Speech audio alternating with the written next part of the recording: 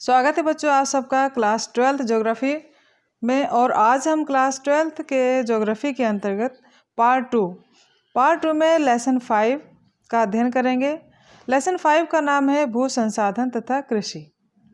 जैसा कि नाम से स्पष्ट है बच्चों, भू संसाधन तथा कृषि यह प्राकृतिक संसाधन है और इसमें हम पढ़ेंगे कि भू संसाधन क्या है, इसका वर्गीकरण, और इसके अंतर्गत कृषि का अध्ययन करेंगे। तो कृषि की कौन कौन सी फसलें हैं, समस्याएं क्या है, तो इन सभी बिंदुओं पर आज हम चर्चा करेंगे इस अध्याय के अंतर्गत। आइए शुरू करते हैं और देखते हैं कि भू उपयोग वर्गीकरण यानी जो हमारी मिट्टी है, धरातल है, इसका उपयोग किन किन रूपों में किया जाता है। तो सबसे पहले देखते हैं इसका वर्गीकरण। और वर्गीकरण के अंतर्गत देखिए, मैं आपको एक एक बिंदु को बिल्कुल क्लियर करके बताऊंगी।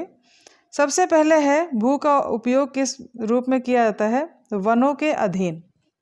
कुछ क्षेत्र जो है वनों के अधीन है। और इसके अलावा गैर कृषि कार्यों में प्रयुक्त भूमि, बंजर व व्यर्थ भूमि, अस्थायी चारागाह भूमि, कृषि योग्य व्यर्थ भूमि, वर्तमान परती भूमि, पुरातन परती भूमि, निबल बोया गया क्षेत्र तथा विविध तरु फसल एवं उपवनों के अंतर्गत क्षेत्र। यह था भू का एक उपयोग जिनका वर्गीकरण किया गया है, जिनका विभिन्न क्षेत्रों में विभिन्न तरह से इनका प्रयोग किया जाता है। जैसे कि कुछ भाग क्या है भू का, वनों के अधीन है, फिर गैर कृषि कार्य में प्रयोग होता है जिसमें कृषि नहीं की जाती है, और कुछ है जो बंजर है और व्यर्थ की भूमि है। बंजर में आप कितना भी फर्टिलाइज़र या केमिकल या फिर कीटनाशक का प्रयोग कर ले तो इसमें कृषि करना मुश्किल हो जाता है। अस्थायी चारागाह है, कृषि योग्य व्यर्थ भूमि है। तो इस प्रकार से ये भू का वर्गीकरण किया गया है। इसके बाद हम देखते हैं भू संसाधन एवं कृषि। तो इसके जो दिया गया है, पहले कृषि फसल की ऋतुएं कौन कौन सी हैं।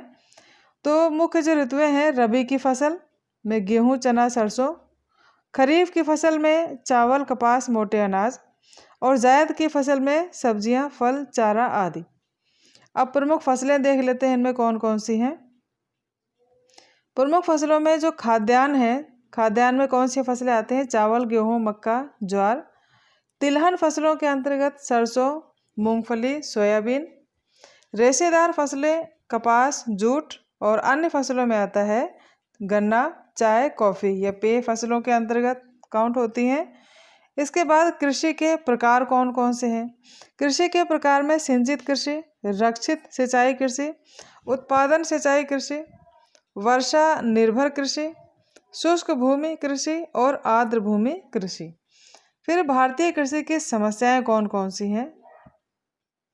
मानसून पर निर्भरता, ये भारतीय कृषि की समस्या है कि अधिकतर अभी भी किसान मानसून पर ही निर्भर हैं अपनी कृषि करने के लिए। जिनके पास सिंचाई के साधन नहीं है, मानसून पर ही डिपेंड है। तो ये बहुत बड़ी समस्या है हमारे यहाँ कृषि क्षेत्र में।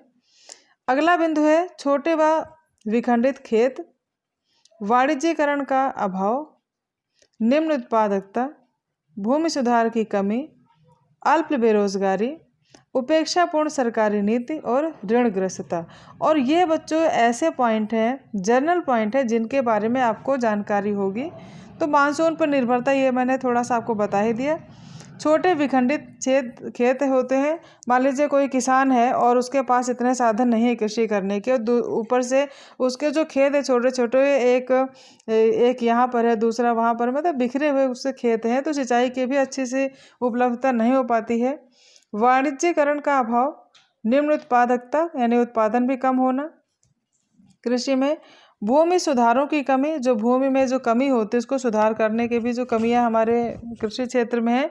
अल्प बेरोजगारी का तात्पर्य यह है कि जब खेती किसानी में जब फसलों का काम होता है, कटाई का या फिर बुआई का, उसी समय रोजगार प्राप्त हो पाता है लोगों को। अदरवाइज ये बेरोजगारी रहते हैं, तो इस प्रकार से अल्प बेरोजगारी की समस्या आ जाती है। उपेक्षापूर्ण सरकारी नीति, जो सरकारी नीतियाँ वे भी कभी कभी उपेक्षापूर्ण रहती हैं, इनका अधिक ध्यान नहीं दिया जा सकता। नहीं दे पाते, तो ये भी बहुत बड़ी समस्या है। ऋणग्रस्तता, अधिकतर आपने समाचार पत्रों में या न्यूज़ में सुना होगा कि कुछ किसान ऋण की वजह से ना चुका पाने के कारण किसी ने आत्महत्या कर ली, या फिर कुछ और कारण की वजह से ये किसान जो है अपने गलत कदम उठा लेते हैं। तो ये जो ऋणग्रस्तता है, कर्ज की स्थिति जो है किसानों के सामने, ये भी बहुत बड़ी समस्या है बच्चों। अब आइए देखते हैं इस अध्याय के जो मुख्य बिंदु कौन कौन से हैं। तो पहला बिंदु दिया गया है, किसी क्षेत्र में भू उपयोग अधिकतर वहाँ की आर्थिक क्रियाओं की प्रवृत्ति पर निर्भर करती है। दूसरा बिंदु है, यद्यपि समय के साथ आर्थिक क्रिया में बदलाव आता रहता है, लेकिन भूमि अन्य संसाधनों, बहुत से संसाधनों की भांति क्षेत्रफल की दृष्टि से अस्थायी है। कृषि भारतीय अर्थव्यवस्था का एक महत्वपूर्ण अंग है। देश की लगभग 53% जनसंख्या कृषि पर निर्भर है। हमारे देश की लगभग कितनी 53% जो पॉपुलेशन है वह एग्रीकल्चर वर्क पर डिपेंड है या प्राइमरी सेक्टर पर डिपेंड है। अगला क्वेश्चन है, हमारे देश के 57% भूभाग पर कृषि की जाती है, जबकि विश्व में कुल भूमि के केवल 12% भूभाग पर कृषि की जाती है। भारत का एक बहुत बड़ा भूभाग कृषि के अंतर्गत होने के बावजूद यहाँ भूमि पर दबाव अधिक है। यहाँ प्रति व्यक्ति कृषि भूमि का अनुपात केवल 0.31 हेक्टेयर है, जो विश्व औसत से लगभग आधा है। पिछले कुछ दशकों में बदली हुई भारतीय अर्थव्यवस्था का प्रभाव भू उपयोग पर पड़ा है।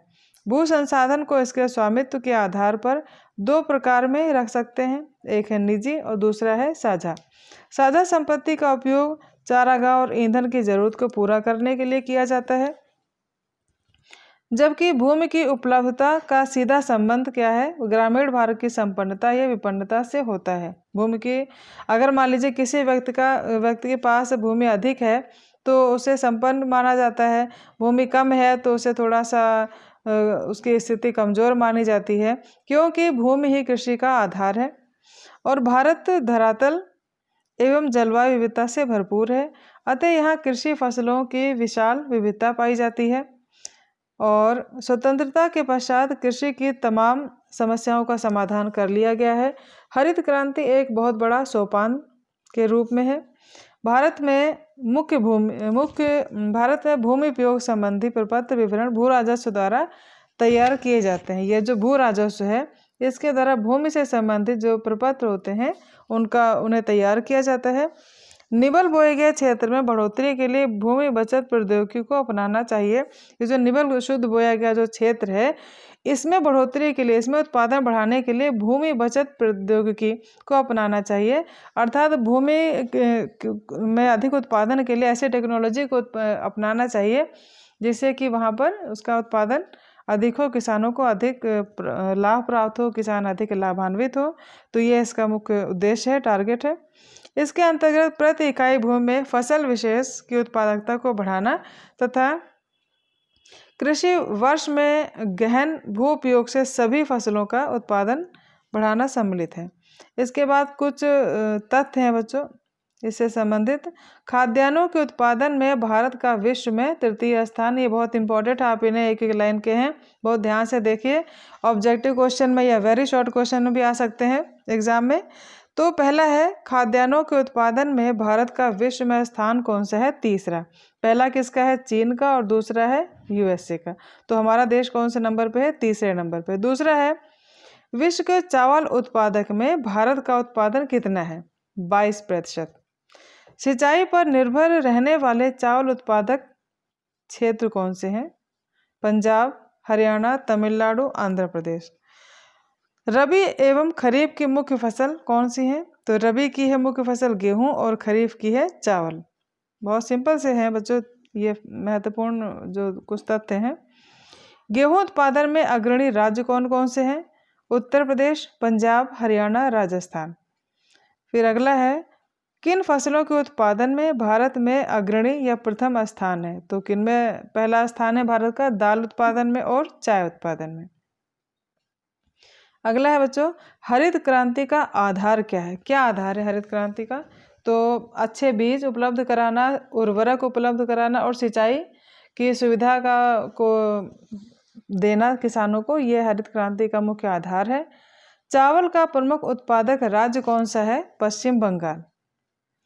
मूंगफली का प्रमुख उत्पादक राज्य है गुजरात। जूट उत्पादन का प्रमुख राज्य कौन सा है? पश्चिम बंगाल। तो ये तो बच्चे बहुत इम्पोर्टेंट है, आप इनको मैं बार बार कह रही हूँ, इनको बहुत अच्छे तरीके से आपको लर्न करना है। और बाकी जो क्वेश्चन है आप इनको भी शॉर्ट क्वेश्चन के रूप में आ सकते हैं। पूरा लेसन का जो महत्वपूर्ण बिंदु है मैंने आपको बता दिया है, और आप इन्हें अच्छे से देखिए। कई एक बार समझ में आए तो आप बार बार देख सकते हैं, तब आपको कुछ ना कुछ तो थोड़ा सा समझ में आएगा ही। और इसके अलावा फिर भी आपको मैं बार बार कहती हूँ कि ना समझ में आए तो आप मुझे कमेंट्स बॉक्स में लिख सकते हैं। और बच्चों, अगर आपको वीडियो अच्छा लगे तो लाइक करें, शेयर करें, और फिर चैनल को सब्सक्राइब जरूर करें, जिससे कि इसी लेसन से संबंधित और भी जो कुछ वीडियो आपको बने आपके पास उसका नोटिफिकेशन तुरंत मिल जाए। तो मिलते हैं आपको इसी लेसन से संबंधित अगले वीडियो में। Thank you. तब तक के लिए बच्चे आप स्वस्थ रहें, खुश रहें। Take care.